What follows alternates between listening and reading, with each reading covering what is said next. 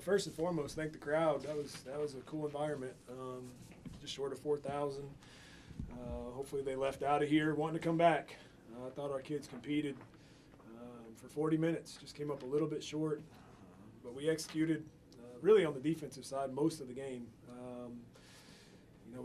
We obviously wanted to get the ball out of Miles' hand, who's magnificent, and try to make some others beat us. And we were pretty solid at that. Also, she still got 17-9. I thought we made it difficult.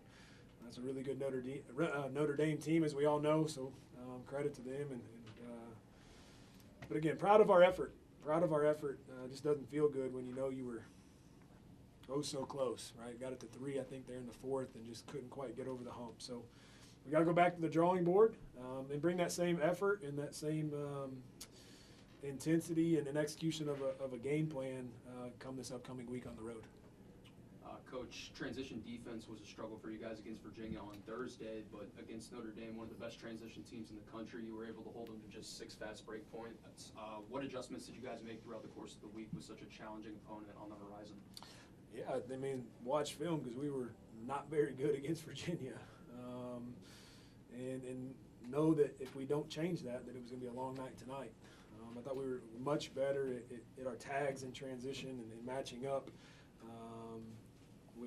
We got some offensive rebounds ourselves, but slowed it down a little bit. But ultimately, that was a look in the mirror from what we were not very good at on Thursday. And know we had to definitely focus on that coming today. And that gave us a chance. It really did. I think that in their wins, they averaged 40 points in transition, and in their losses, it's been like 12 or under. So that's why we had a shot there headed down the stretch.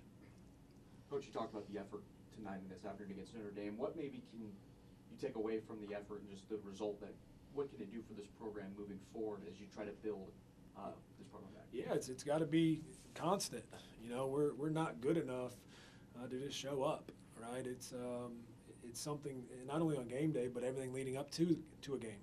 I thought we practiced much better the last 2 days, and it gives you some confidence. It gives you a rhythm to when you show up to a game. And this is no disrespect to Virginia, but if we showed up with that same energy and effort on Thursday, we would have split this weekend, right? But we didn't, right? We went 0-2, and then now we just got to find ways when we're in the game down the stretch. How do we get over the hump? I mean, you think about how many press conferences I've been in our losses that we have it at 3 or 5 with 5 minutes to go, and we just don't get over the hump, right? And I got to think of some ways offensively. How do we get a good look? How do we find the right people to be able to score, all while we cannot relax on the defensive side of the ball. But again, I think looking in the mirror and realizing that, hey, y'all, everything we're selling here is not fake. It's genuine, it's real, and this team is good enough if, right, we do have that same energy and that same intensity. Coach, you talk about getting a good look offensively in the first half, 0 for 10 from 3. Much better in the second half, though. With those looks in the first half, were you happy with the looks you were getting? How did that change in the second half to then knock it down? Yeah, I think some of that's their length. I mean, you got 6'2", 6'3" running at you. I'm not sure we were overly clean. I like the looks, but they turned into not great looks because we're fumbling and bumbling the ball. So what would have been a rhythm 3 turned into not so much rhythm, And then with that, one of those is a heave at the end of the quarter or end of the half. So really it was 0 for 9, and I thought we got a little bit better there in the second half. Obviously, Hannah hit a couple of them. And Mia got a couple good looks that she normally makes. She had one right in the corner, right in front of our bench.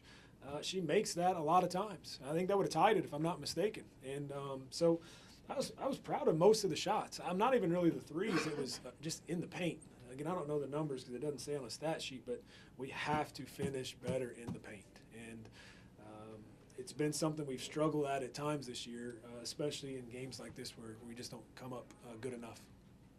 Loyal found herself back in double figures tonight. Just what was your assessment of her effort on the floor offensively? Yeah, I thought she was aggressive again. I think that she kind of let the game come to her at times, of making plays for herself and others. But again, it's the same thing. You get in there and they're long, right? They're big. They were switching a lot, which then put even bigger on her. I thought she missed a couple opportunities for some little floaters. Right, we're getting a little bit too deep. But I was really pleased with really her body language. I thought she was engaged. She was with us, and very aggressive. Again, proud of her. to come back off of one that she was not very happy with on Thursday. Coach, you made the decision today to go to Anya Poole in the starting lineup and kind of play two bigs with Tessa Miller. Talk us a little bit through that decision, and then obviously a great game from Anya as a result of it. Well, I'm proud of Anya Poole. She's worked, and she may be talking bad behind my back, but it ain't in front of me because I've not played her enough, right? And a lot of that's been because we've kind of just played her and Tessa, right, back and forth, and I finally made the decision, you know what, we're going to throw them out there together. If she doesn't, today's her fault, though. She would have played more than 18 if she don't get in foul trouble, right? So I'm going to blame her on this one. But the minute she was out there was, I mean, she's +1, 11.6 rebounds.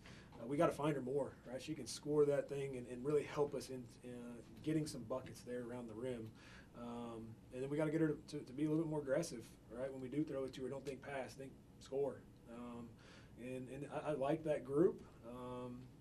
You know, with them two out there together, I thought they defended really well, and we found ways offensively to get two bigs to play together. So something that I think that it's going to give me definitely more confidence moving forward to get them out there more. And then I'll just tell her to stop fouling. Coach, can you talk about Hannah's past two games? It's like she's starting to heat back up. You know, minus the quiet first half today. So can you kind of talk about, you know, how it looks like she's starting to heat back up again? Yeah, I mean, it's interesting that, you know, when she goes out there, she goes 3 for 9, but defenses change. You know, they wanted to go zone, and we subbed her in, and they went right back out of zone. You know, I think that even in man-to-man, 3 for 9 is great. I'd like it to be 5 for 9 because she's very capable. But with that said, is that spreads the floor for Anya Poole. It spreads the floor for Loyal McQueen, right? Because she's such a dangerous shooter. You know, her confidence is growing. She's proving that she can play at this level, and not only play, but be on a team that can compete at a high level, all while she gets a lot of minutes. So she's got to stay the course. You know, I'm sure that she is listening to this. My biggest challenge here is not offensively; it's defensively, right? And how to continue to compete on that end, because she had a lot of possessions where she was very solid down there today, and went lax on one big one, right, on a ball screen. Where she relaxes and they turn the corner when we had to get a stop. And but I love that kid. She's going to work. There's no excuses, and she's a culture kid that we're proud that she's on our team.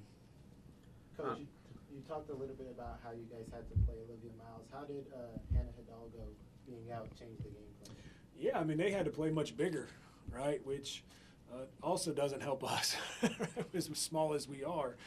It just obviously changes the amount of attention you put on Olivia Miles. You're trying to do that ×2, right, if she's out there. And I think the other piece is it allowed us to flow a little bit more offensively, because she's obviously such a pest on the ball. And so we had put a lot of stuff in over the last couple of days to get it out of our point guard's hands so that we could still run offense, right? Because you watch some other games, and she really takes people out of what you want to do. And so that changed, right? Like we were able to focus a little bit more on just one instead of two. But all while that being said is they went to a lineup that is very hard for us to guard too because of how small we are. So, but I mean, it's kudos to Notre Dame. They found a way to win on the road without a kid that averages 25 points a game, right? That shows why they're number 3 in the country. And, you know, I think it's a little disappointing because I want to see it. Right, it's a lot of fun to watch her on film, and we had a chance to watch her, you know, right there courtside. So, you know, for me, I hope that it's nothing overly serious and she can get back. But it definitely changed our game plan for sure. Coach, maybe a couple of questionable charges there against Loyal down in the fourth quarter. How tough is it to keep the momentum on your side when you have calls going against you like that? Yeah, I just wanted to go both ways. That's my biggest thing. Just go both ways, please, because they're tough calls because it was during that stretch we had to get good ones, right? And, you know, obviously I got a technical there that was not trying to get. There was a little bit of frustration, obviously, and I got to do a better job, but the frustration is 'cause I just want it on both ends. Talked about the crowd this afternoon. Just what was it like to have this sort of energy with top 5 Notre Dame coming into town today? Yeah, I said this last week when we knocked off Cal and Stanford. is, the plan for us here at Clemson is to build that crowd of 3,800 to come back because it's Clemson women's basketball playing, not who the opponent is. Right? I'm glad they showed up because we dropped the ball on Thursday. We did not give them much to watch on Thursday. I don't think we played overly hard. We didn't look like we were together.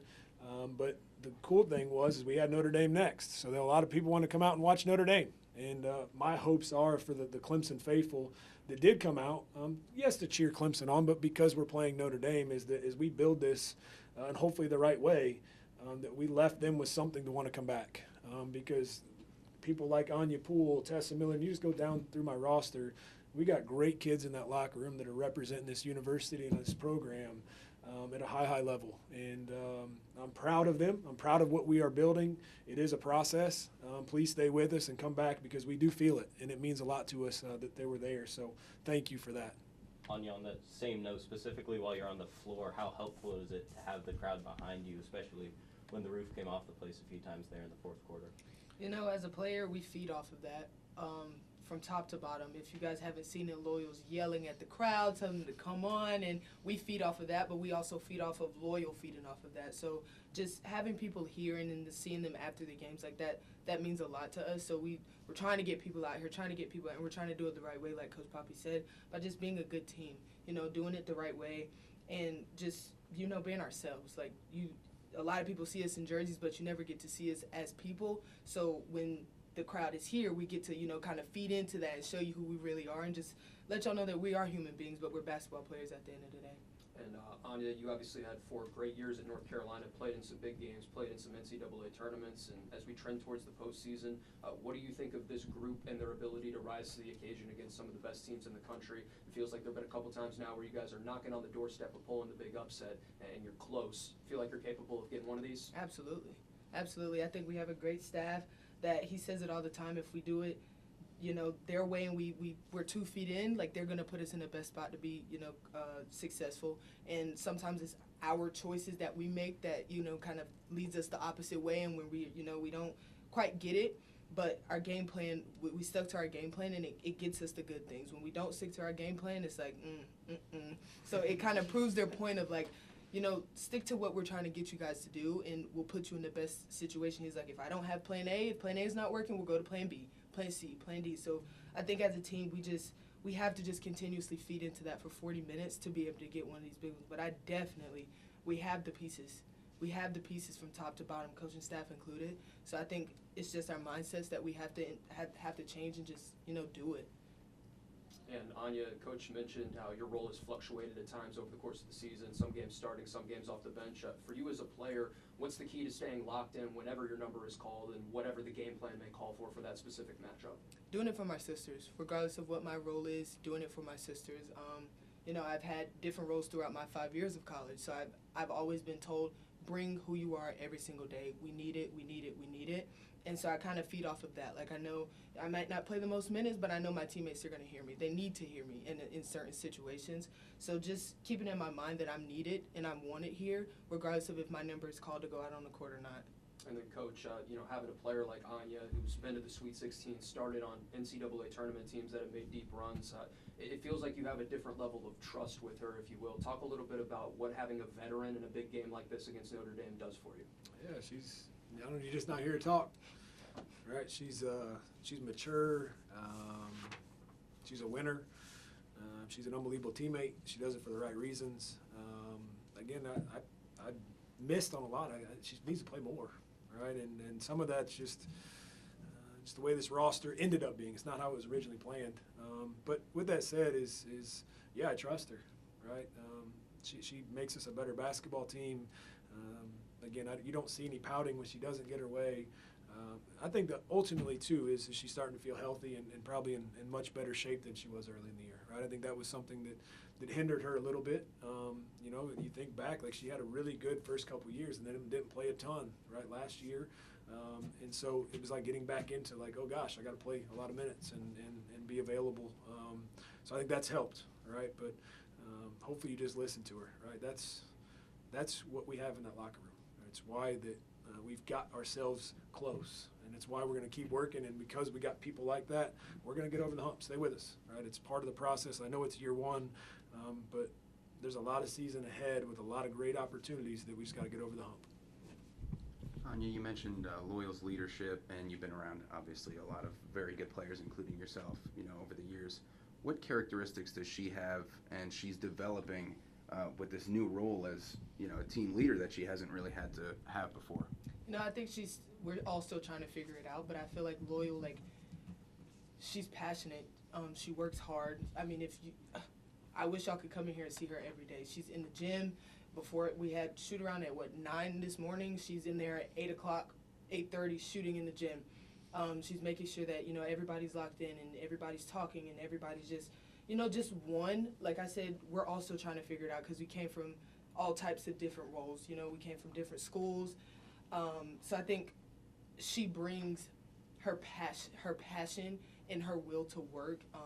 Just every single day, and even when she doesn't bring it, that her games are not good, she's trying to fight through it, and I think she has, as a team, we're still trying to figure out how, come on, Loyal, how do we get you going, because we need you, so I think we're also trying to figure out that piece, but I think her passion, like I said, she's yelling at the crowd, she's yelling at the ball, nine times out of 10, get in there, ball, but just even that, like I said, we feed off of that, and I think she's kind of sitting in her role a little bit, y'all are feeding off of me, but it's hard sometimes. So I think we're all still trying to figure it out from top to bottom. Any more questions? Thank you.